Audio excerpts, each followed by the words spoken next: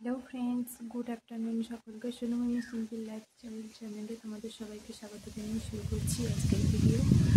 তো তোমরা সবাই কেমন আছো? আশা করি ভালো আছো। আমিও খুব ভালো আছি। আমি আমার গোপাল সোনাকে কীভাবে দুপুরে ভোগ নিবেদন করি, ফল প্রসাদ, তো তোমাদেরকে সাথে সেটাই আমি শেয়ার করব।